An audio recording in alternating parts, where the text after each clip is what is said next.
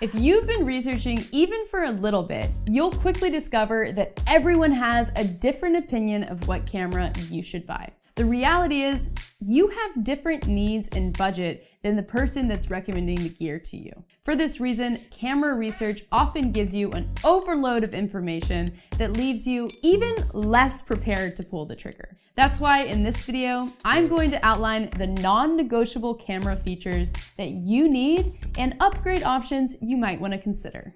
I'm Amanda Horvath, and I'm all about helping business owners and entrepreneurs leverage the power of video without breaking the bank or taking up tons of time. If you're looking to use video marketing in your strategy this year, then be sure to subscribe and click the bell to be notified every time I release a new video. All right, there's a lot to think about when it comes to buying gear.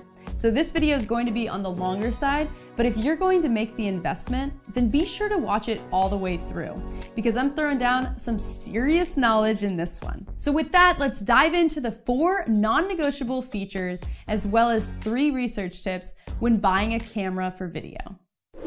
Feature number 1, flip screens. Lots of cameras out there surprisingly don't have flip screens. They might have screens that tilt up or down, but that is going to limit your creativity. Flip screens are key to capturing unique shots and for filming yourself. For me, a flip screen, completely non-negotiable. Feature number 2, 4K video.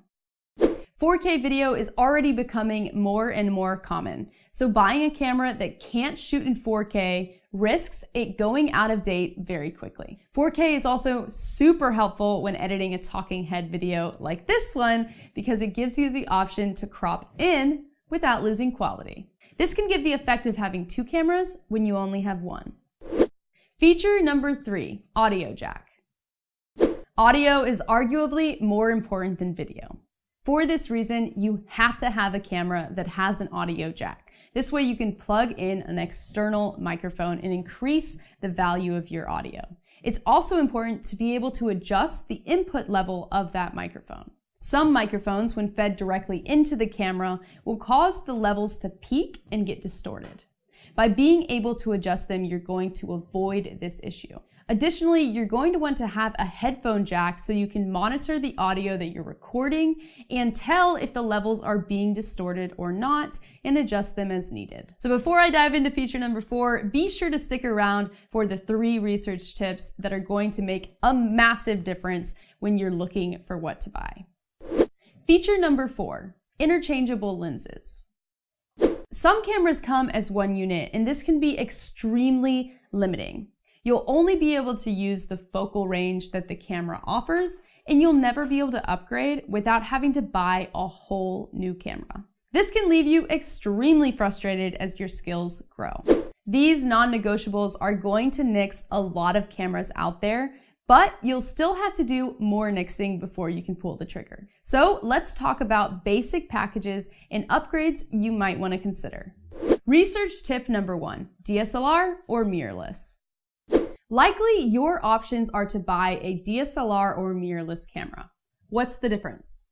While there are technical differences, you don't really need to understand these, but you do need to know how they will impact you. Generally speaking, the main differences are that mirrorless cameras are newer inventions that are typically a lot lighter, more compact, and faster, which means they're better in low light and better for video. Because they are newer, mirrorless cameras typically have fewer lens options, and due to their quality, they can be a lot pricier than DSLR options. Another key decision maker is the aesthetic of the camera image. Mirrorless cameras tend to be really sharp, while DSLRs have a smoother image. Some enjoy the sharpness of the mirrorless camera, while others prefer the smoothness of the DSLR shot. Mirrorless cameras also tend to have functions that are better for video, such as focus peaking, which are visual depictions on your viewfinder that make it a lot easier to see what part of your frame is in focus. This can be extremely helpful because all viewfinders are rather small and it's really difficult to tell whether you're in focus or not. I originally started my career using a Canon 60D, which is the equivalent of a Canon 80D at the time of making this video. When I was looking to upgrade, I was in between getting a Canon 6D, a Panasonic GH4, and a Sony a7S. Ultimately, mirrorless was the better way to go for video, and after much debating between Panasonic and Sony, I ended up with a GH4, and I never looked back. Research tip number 2, bundle versus body only. Throughout your research, you'll find several kit options out there. These are typically comprised of a camera body, kit lens, a memory card, and maybe a microphone. The lens that comes in these bundles is usually low quality and not going to be your best lens option, but it will allow you to capture both wide shots and close-ups. Now, these bundles are great for people who are just starting out and aren't sure what to buy.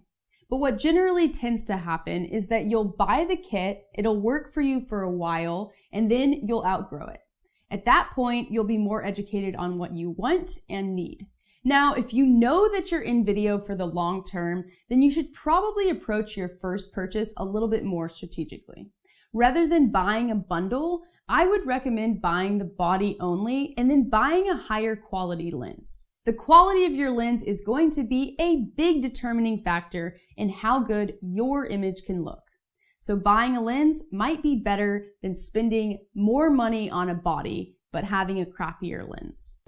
Research tip number 3, judge based on aperture. The main thing to consider when buying lenses is how wide it can open. This is known as your aperture or your f-stop. The easiest way to explain it is with your own eyes. Think about your pupil. When you're in a dark room, your pupil gets really large so that it can adjust for the darkness. The larger your pupil, the more light that is let in, so it's easier to see. A camera lens works very similarly. The pupil is called the aperture, and it opens and closes to let more or less light in.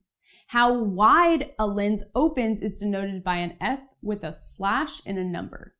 The lower the number, the more light your camera can let in, which means it will be better in low light environments. Without getting too technical, which a lot of you might think I already have, I would not buy a lens that has an f-stop over 2.8.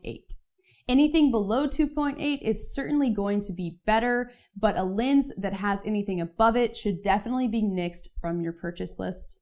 You'll thank me later for this tip. So just to recap, it's usually better to buy a body only and then spend more money on your lens. You likely already had a few cameras in mind when starting this video, and hopefully you were able to nix a few along the way.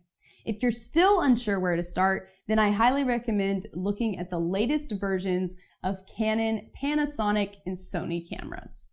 At the time of making this video, these companies had the leading camera options for beginners. Alright, that was a lot, but hopefully you are satisfied with your decision at the end. And as always, if you like this video, be sure to click like and drop a comment below, as well as check out some of my other tutorials that will also be helpful on your journey in video marketing. I'll see you in the next video.